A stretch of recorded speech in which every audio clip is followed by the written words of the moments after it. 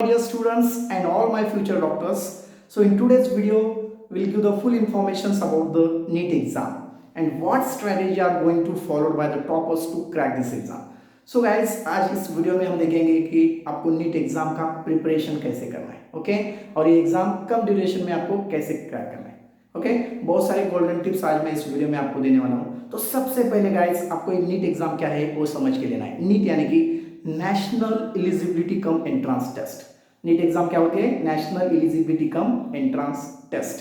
सो एक medical entrance exam है। अगर आपको डॉक्टर बनना होता है तो आपको एग्जाम देनी पड़ती है, okay, for the admission of MBBS, BDS, BMS, BHMS, BUMS, BSc nursing, BPT, ऐसे बहुत सारे मेडिकल कोर्सेस है। सो अगर आपको इस मेडिकल कोर्सेस में एंटर होना है तो आपको एग्जाम देना मस्ट है, ओके। सो इसके लिए एलिजिबिलिटी होता है कि आपका 12th साइंस होना इंपॉर्टेंट है और 12th में आपको पीसीबी यानी कि फिजिक्स, केमिस्ट्री और बायोलॉजी, ये 3 सब्जेक्ट होना बहुत इंपॉर्टेंट है और इसमें आपको 50% मार्क्स होने चाहिए, तभी आप एग्जाम दे पाओगे, ओके गाइस। तो सबसे पहले एक पैटर्न समझने से पहले आपको सबसे इंपॉर्टेंट चीज देखना है कि आपका इस फील्ड में इंटरेस्ट है या नहीं है, तभी जाके आप इस एग्जाम को क्रैक कर सकते हो, ओके गाइस। तो अब मैं आपको बताना चाहूंगा कि ये जो एग्जाम है NEET exam, across the country लगभग 15 लाख स्टूडेंट्स एग्जाम देते हैं। कितने? 15 लाख्स।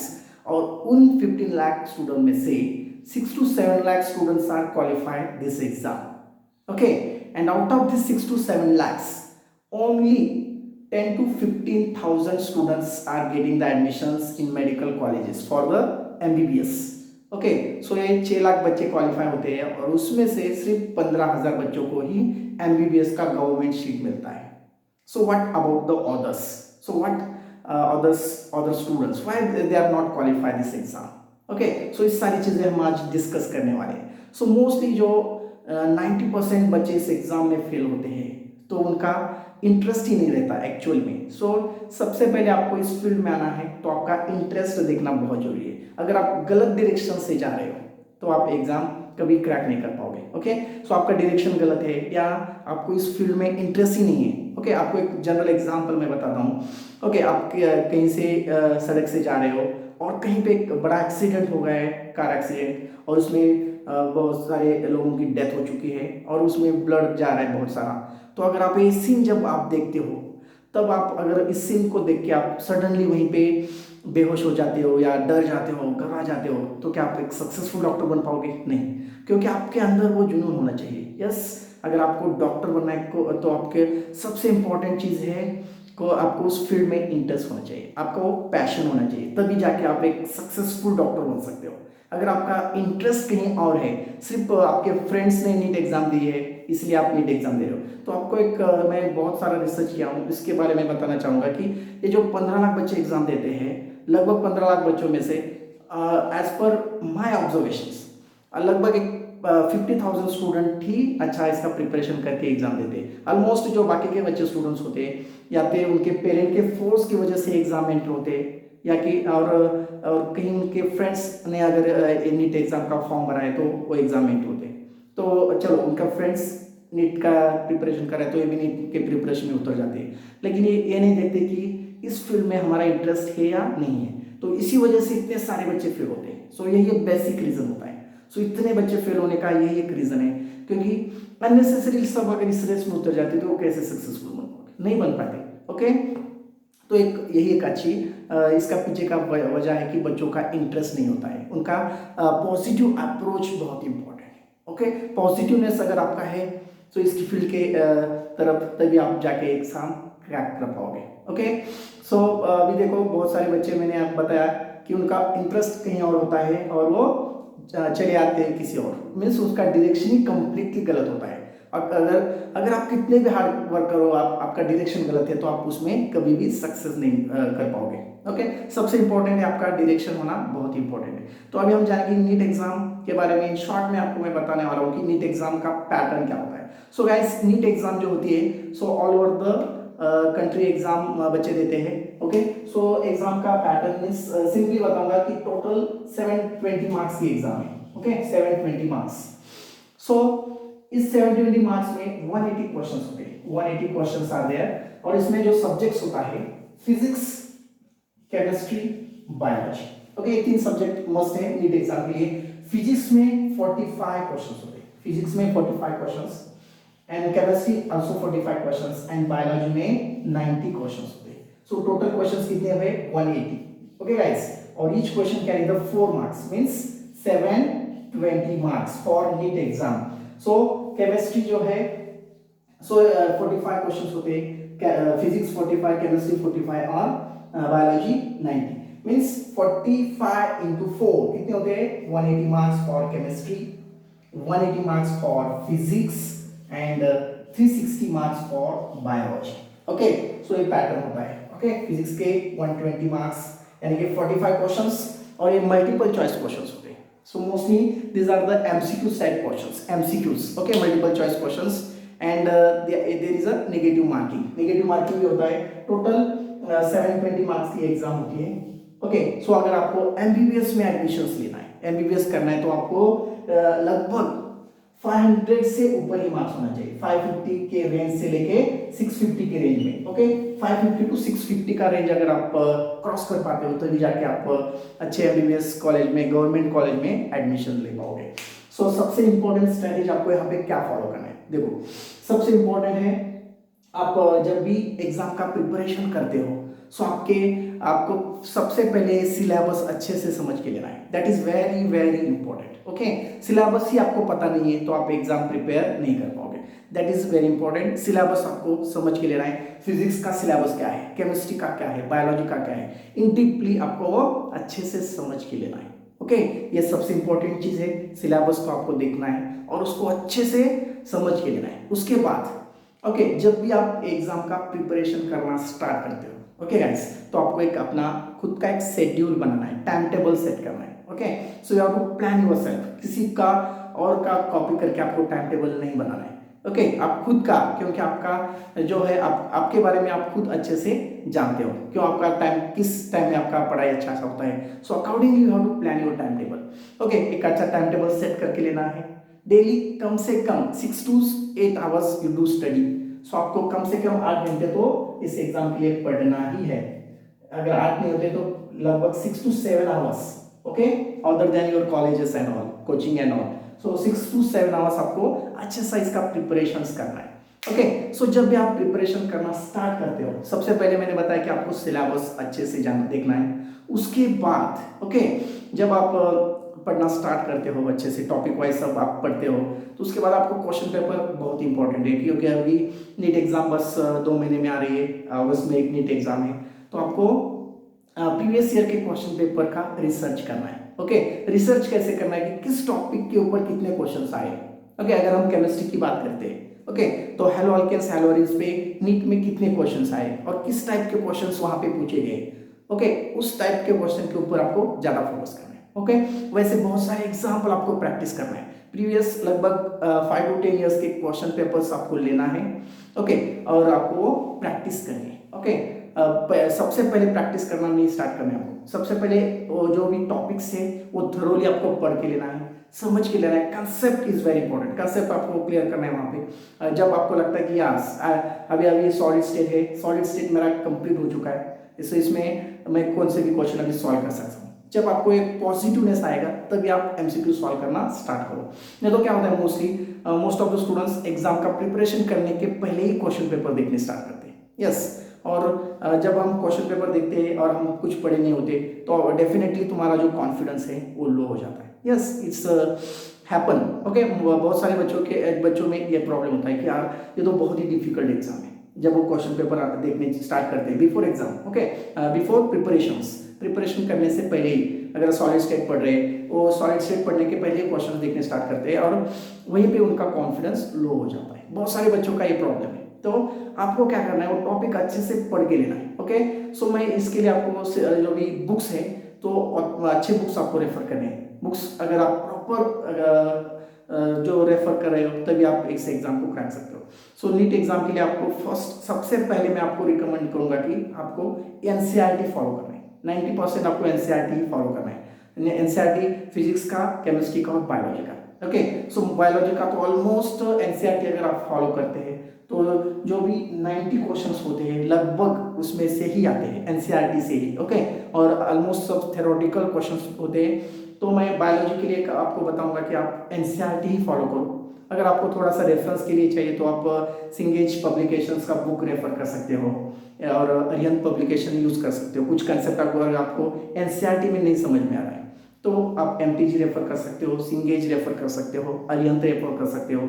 और चांद पब्लिकेशन का एक बुक है तो उसमें एनसीईआरटी बहुत अच्छे तरह से दिया है, वो भी आप रेफर कर सकते हो। लेकिन 90% आपको एनसीईआरटी ही फॉलो करना है। सो अब क्या होता है, अगर हम 10 बुक्स रीड करते हैं तो 10 बुक्स हम एक बार रीड करेंगे तो उसका ज्यादा हमें इफेक्ट नहीं होगा। लेकिन अगर हम एक बुक 10 बार रीड करेंगे तो आपको वो अच्छे से समझ में आता है। तो आपको एक अच्छा बुक, यानी कि फर्स्ट आपको एनसीईआरटी फॉलो करना है, एनसीईआरटी आपको परफेक्ट करना है। Okay, line to line read करना है बायोलॉजी के लिए। तो ओके, अगर आप एनसीईआरटी परफेक्ट हो तो आपके 90 में से लगभग 85 क्वेश्चन तो कहीं नहीं जाने वाले। Yes, definitely, I am damn sure.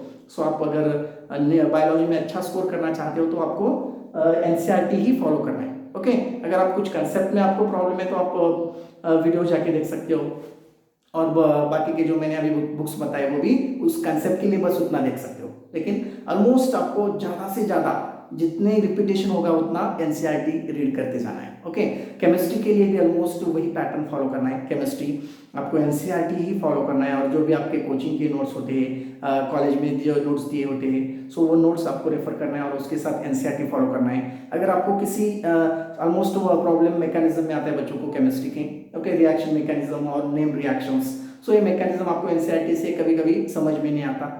तो ऑलरेडी मैंने मेरे यूट्यूब पे ऑर्गेनिक के ऑलमोस्ट सभी नेम रिएक्शंस, सब रिएक्शन मैकेनिज्म मैंने अपलोड किए, आप ये वीडियो भी दे सकते हो।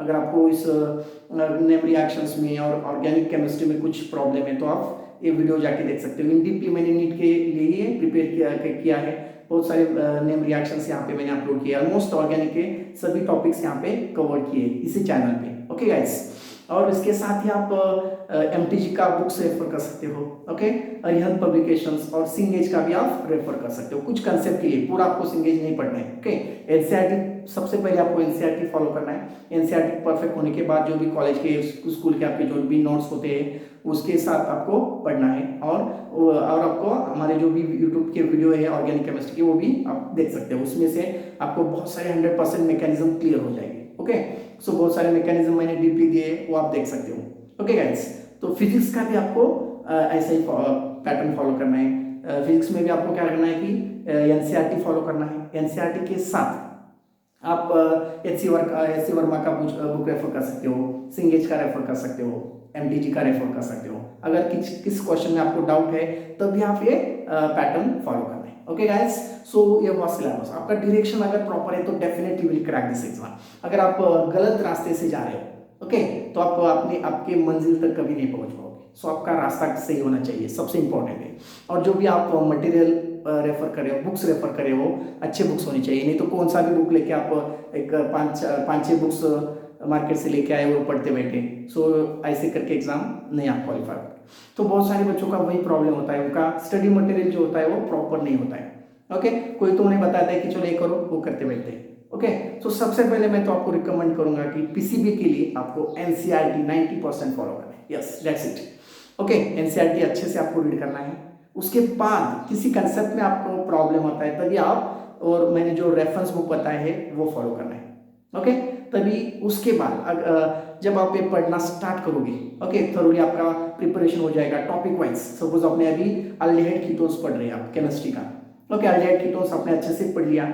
ओके, सब रिएक्शंस किए, नेम रिएक्शन, रिएक्शन मैकेनिज्म पूरी तरह से आप अच्छे से प्रैक्टिस करना है। सो एक कैसे होते हैं साइंस की जो भी केमिस्ट्री, फिजिक्स, बायो, आपको प्रैक्टिस करना बहुत ही जरूरी है। सो एक बार आप रीड कर लिया तो आप एग्जाम में क्वेश्चन सॉल्व नहीं कर पाओगे। आपका कंसेप्ट क्लियर होना बहुत जरूरी है। आपको कंसेप्ट समझ में आना चाहिए कि जो भी रिएक्शंस मैकेनिज्म है, सो उसमें इंटरमीडिएट कैसे फॉर्म होते हैं, प्रोडक्ट कैसे फॉर्म होता है, सो रिएक्शंस कैसे एग्जाम में पूछते हैं। बहुत सारे अभी नीट एग्जाम में सीरीज ऑफ रिएक्शन देते हैं, तो हम 2-3 हैलो अल्केन से, अल्डिहाइड कीटोन से, अल्कोहल फिनॉल से, तीनों टॉपिक कंबाइन करके क्वेश्चंस वहां पे पूछे जाते हैं। सो अगर आप अच्छे से थरोली प्रिपेयर करोगे तभी आप नीट का पेपर सॉल्व कर पाओगे। ओके, सबसे इंपॉर्टेंट चीज, थरोली आपको वो टॉपिक पढ़ना है। कैसे पढ़ना है, एक बार आप कॉलेज में पढ़ लिया आपने, उसके बाद घर आके एक बार आपको उसको अच्छे से रीड करना है, एनसीईआरटी आप अच्छे से रीड करके लो। जो भी आपको डाउट्स आता है एक सेपरेट नोटबुक बनाओ और उसमें आप वो नोट्स लिख के जाओ। ओके, सपोज आपको अल्कोहल फिनॉल आप पढ़ रहे हैं, अल्कोहल फिनॉल में आपको suppose dehydration of ethanol to ethene का कन्वर्जन में कुछ डाउट्स आ रहा है, तो वो जो नोट्स है आप एक बार क्या करो, सो वो डाउट्स आप एक पेज पे लिख के लो। उसके बाद आप जाके वीडियो देख सकते हैं, यूट्यूब पे मैंने बहुत सारे वीडियो अपलोड किए, सो वो देख के आप वो मैकेनिज्म क्लियर कर सकते हैं। उसके बाद अब जब एनसीईआरटी आपका अच्छा सा हो गया, उसके बाद आपको और किसी कंसेप्ट में आपको प्रॉब्लम आता है तो आप जो मैंने बुक्स बताए वो भी रेफर कर सकते हो, उसके थ्रू आप ये सारे आपके डाउट्स क्लियर कर सकते हो। जब आपको पता होता है कि समझ में आता है कि चलो अब मेरा ये टॉपिक अच्छे से हो गया है, एंटीडोट्स मैंने थोरोली पढ़ लिया है, उसके बाद आपको प्रीवियस ईयर के 10 क्वेश्चन पेपर्स लेने हैं, प्रीवियस ईयर क्वेश्चन पेपर का एनालिसिस करना है। तो कैसे एनालिसिस करना है कि चलो देखना है कि अल्डिहाइड कीटोन्स के ऊपर पहले 5-10 साल में कैसे क्वेश्चंस आए। Okay, so how they are asking the questions on aldehyde ketones, so questions की डेप्थ क्या है, किस तरह से क्वेश्चंस पूछे गए। सो अगर हम लास्ट ईयर का देखेंगे 2020 का, तो बहुत इजी एग्जाम का पैटर्न था, बहुत ही इजी क्वेश्चन पेपर था। सो अब तक इतना क्वेश्चन पेपर इजी नहीं आया। So I hope this year also due to this covid pandemic, so इसकी वजह से कि इस साल भी आपका जो भी एग्जाम का पैटर्न होने वाला है और एग्जाम का जो भी डेप्थ लेवल होने वाला है, सो उसी लेवल का क्वेश्चन पेपर रहेगा, तो आपके लिए एक अच्छी अपॉर्चुनिटी है। ओके, तो आपको क्या करना है कि क्वेश्चन पेपर का एनालिसिस करना है कि 2017 में इस पे कैसे क्वेश्चन पूछे, 2018 में कैसे क्वेश्चन पूछे अल्डिहाइड कीटोन्स के ऊपर, 2020 में किस टाइप के क्वेश्चन पूछे, और उसको आपको प्रैक्टिस करना है, सबसे इंपॉर्टेंट चीज। ओके, 2010 में जो भी अल्डिहाइड कीटोन के ऊपर क्वेश्चन आ रहे हैं, आप एक बार प्रैक्टिस करो कि आप सॉल्व कर पाते हैं या नहीं पाते। सो सबसे पहले आपको प्रैक्टिस करना है खुद से। नहीं तो बच्चे क्या करते हैं, थोड़ा सा डाउट आता है टीचर्स के पास चले जाते हैं। ओके, तो इससे क्या होता है कि आपका जो भी ब्रेन का कैपेसिटी वो नहीं बढ़ा पाओगे। ओके, तो मैं आपको सजेस्ट करना चाहूंगा कि आप अगर छोटे छोटे आपको डाउट्स आते हैं तो आप खुद सॉल्व करना सीखो। ओके, खुद कैसे सॉल्व करना है, बुक्स रेफर, आपके पास अभी तो बहुत सारे रिसोर्सेस अवेलेबल हैं इंटरनेट से। सो आप यूट्यूब पे जाके देख सकते हो और गूगल पे सर्च कर सकते हो, बहुत सारे बुक्स आपके पास अवेलेबल होते हैं। सो उसके थ्रू पहले आप जाओ। अगर आप किसी एक रिएक्शन का आपको प्रॉब्लम आ रहा है, सपोज आपको क्लेमेंसन रिडक्शन का प्रॉब्लम आ रहा है, तो आप जब वो देखने जाओगे तो आपको 2-3 रिएक्शंस आप उस टाइम देख लेते हो। सो इससे क्या होता है कि जो भी प्रॉब्लम आता है वो खुद आपको सॉल्व करने की आदत पड़ जाती है। नहीं तो क्या है, थोड़ा सा डाउट है तो जाके हम टीचर्स को पूछते हैं, तो इससे क्या होता है आपका ब्रेन बिल्डअप नहीं होता। सो आपका जो एग्जाम का अप्रोच होता है वो नहीं प्रॉपर से सेट नहीं होता। ओके, सबसे पहले आपको वो करना है और उसके बाद आपको एग्जामिनर का माइंड सेट रीड करना है। सो एग्जामिनर सपोज अभी आप अल्डोल कंडेंसेशन रिएक्शन पढ़ रहे हो, तो उसके ऊपर एग्जामिनर कैसे क्वेश्चन पूछा है पहले और रिसर्च कैसे पूछ सकता है, तो आपको एनालिसिस करना है खुद से, और खुद से आपको क्वेश्चन फ्रेम करने की आपको आदत डालना है कि अगर आप कोई भी कंसेप्ट पढ़ रहे हो, ओके, सपोज बायोलॉजी में भी कोई टॉपिक आप पढ़ रहे हो, ऑस्मोरेगुलेशन पढ़ रहे हो, तो उसमें आपको कंसेप्ट के ऊपर कैसे क्वेश्चन पूछ सकते हैं। ओके, सो क्वेश्चंस आपको फॉर्म करने चाहिए।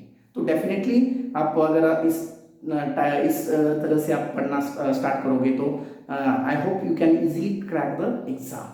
तो आपको इस सबसे पहले समझ में आया कि आपको अच्छे से बुक्स रेफर करने हैं।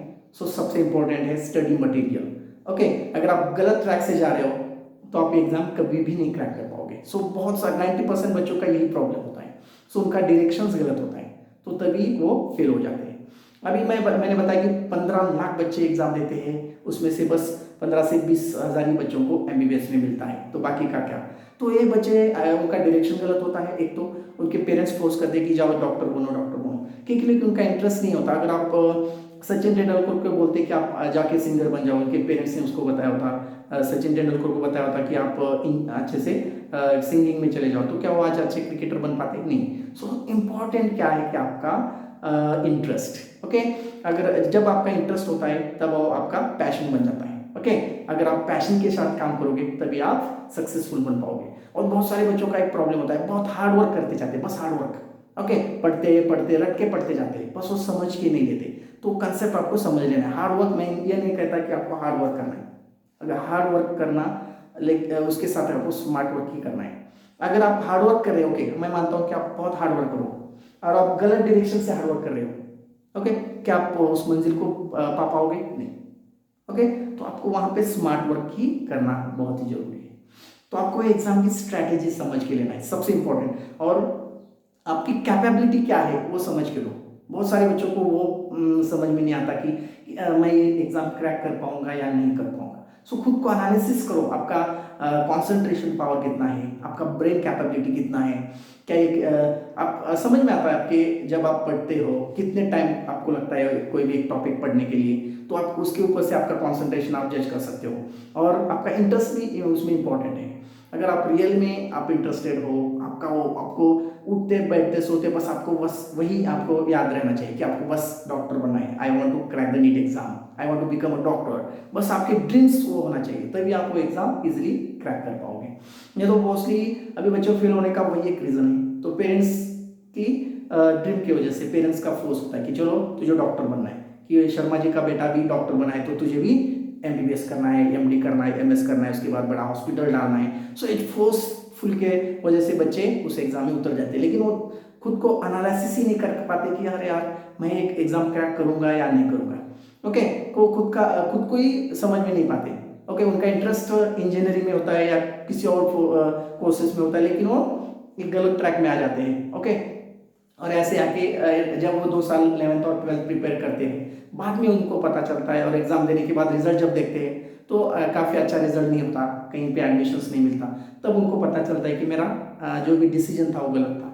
तो सबसे पहले आपका जो डिसीजन होता है वो बहुत इंपॉर्टेंट हो। आपका गोल सेट करो, आपका इंटरेस्ट देखो, accordingly you have to set your goal. Okay, जो भी आपको करना है, डॉक्टर बनना है, इंजीनियर बनना है, whatever, so you have to set your goal first. उसके अकॉर्डिंगली आप एक अपना टाइम टेबल सेट करो, उसके बारे में रिसर्च करना स्टार्ट करो कि चलो डॉक्टर बनना है, सो नीट एग्जाम का पूरी डीपली आपको स्टडी करना है। ओके, सो लास्ट ईयर के पेपर्स सॉल्व करने हैं, कैसे एग्जाम का स्ट्रेटेजी है, और जो भी टॉपर्स बचाते हैं लास्ट ईयर तो 720 आउट ऑफ 720 दो स्टूडेंट्स ले लिया था, तो आपको उनका भी देखना है कि उन्होंने कौन सा स्ट्रैटेजी फॉलो किया था। सो सबसे इंपॉर्टेंट जो भी टॉपर्स बच्चे होते हैं, सो एक ही ट्रैक के ऊपर चलते हैं, पहले से उनका फोकस वही होता है कि यस नीट एग्जाम, नीट को ही मुझे क्रैक करना है, I want to become a MBBS doctor. Okay, तो उस हिसाब से अगर आप चलते हो तो I am damn sure it will crack this exams. So बहुत इंपॉर्टेंट चीज मैंने आपको बताई कि आपका सिलेबस सिलेबस आपको अच्छे से समझ लेना है।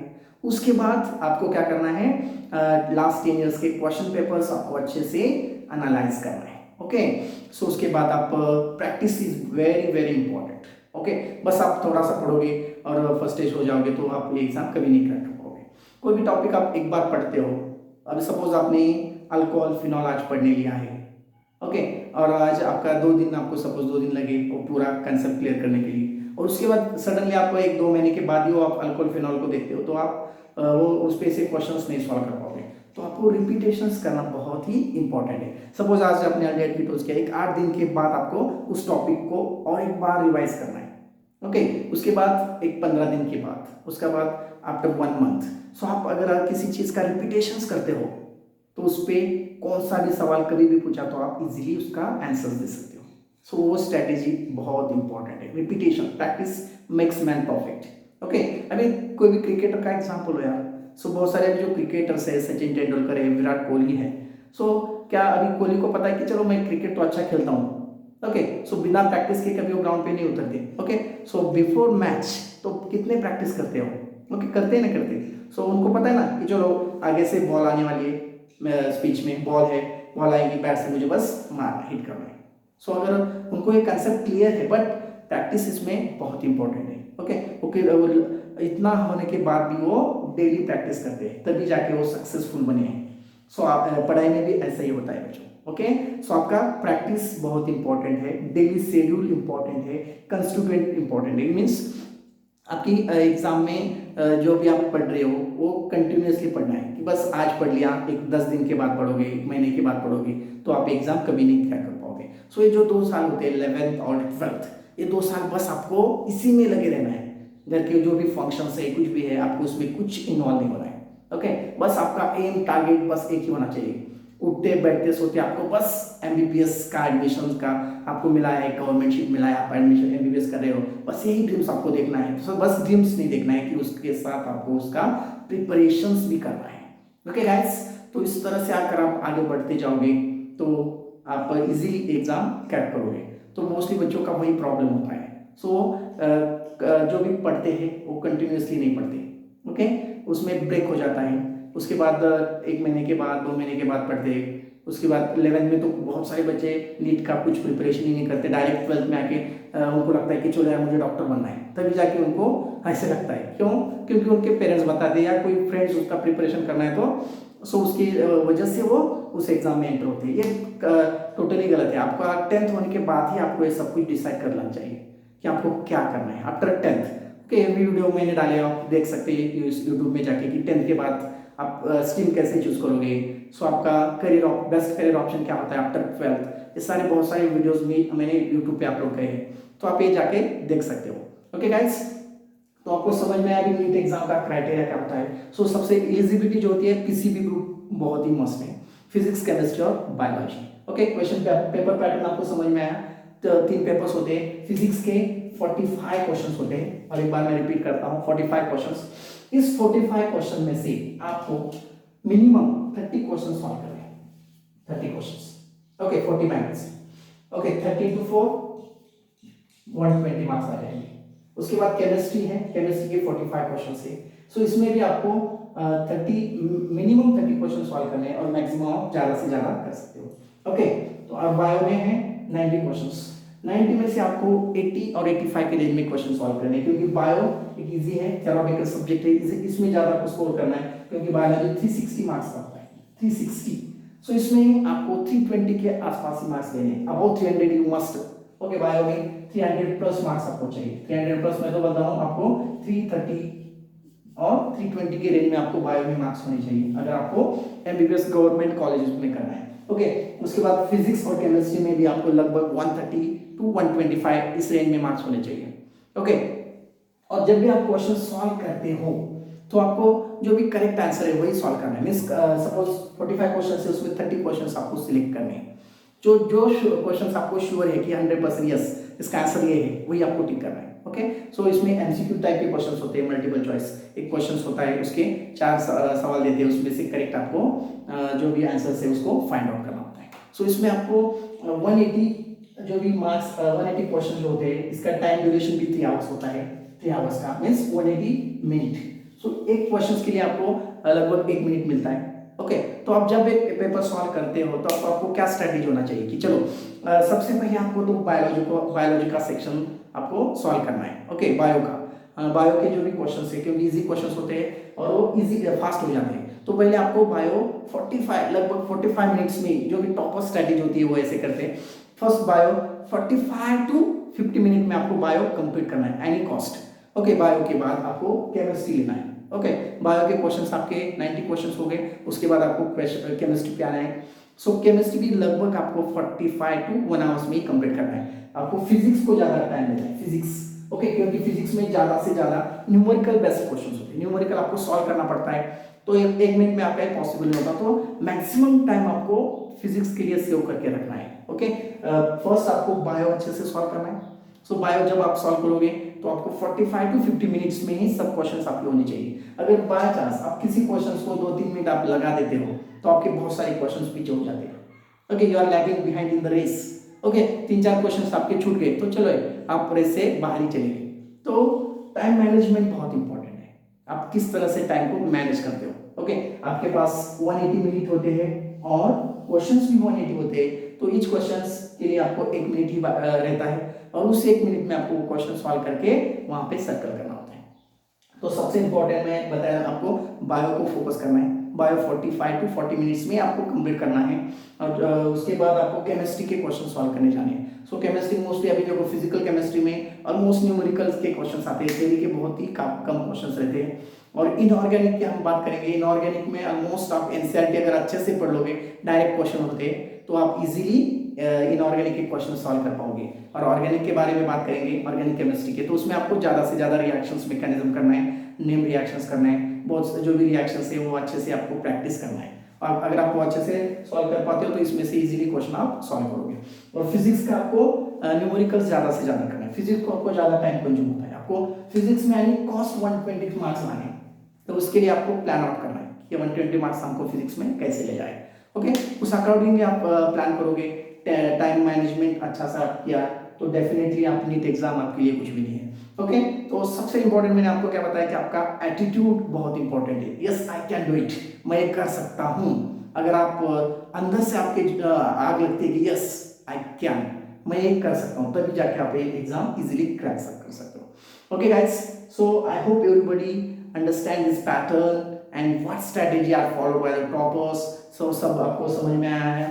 तो अगर आप इस चैनल पे नए हो, so don't forget to subscribe the channel and please press the bell button. You get a daily updates about the different examination videos and already इस जो भी ये चैनल है इसमें मोस्टली मैंने केमिस्ट्री के सब वीडियोस अपलोड किए, नीट जेडब्ल्यू और सीईटी के, तो आप ये वीडियो भी देख सकते हो। तो आपको ये डेली अपडेट्स मिलेगा केमिस्ट्री की, आपको बाहर ज़्यादा पढ़ने की जरूरत नहीं, बहुत सारी वीडियोस मैं यहाँ से अपलोड करते रहता हूँ। तो अगर आप चैनल को सब्सक्राइब कर लेते हो तो आपको डेली अपडेट्स मिलना स्टार्ट हो जाता है। और आप ये जो वीडियोस हैं आप अपने फ्रेंड्स को भी शेयर किया करो, क्योंकि उनको भी ये यूज़ हो सकता है। बहुत सारे बच्चों को ये नेट एग्जाम के बारे में पता ही नहीं होता कि एग्जाम का पैटर्न, सिलेबस क्या होता है, स्ट्रैटेजी क्या करना है। तो please forward to your friends, so उनको भी आप हेल्प कर सकते हैं। ओके, सो इस तरह से अगर आप प्लान करोगे तो definitely your become a doctor's, और आप अच्छे से डॉक्टर बन सकते हो। Okay guys, so thank you so much for watching this video.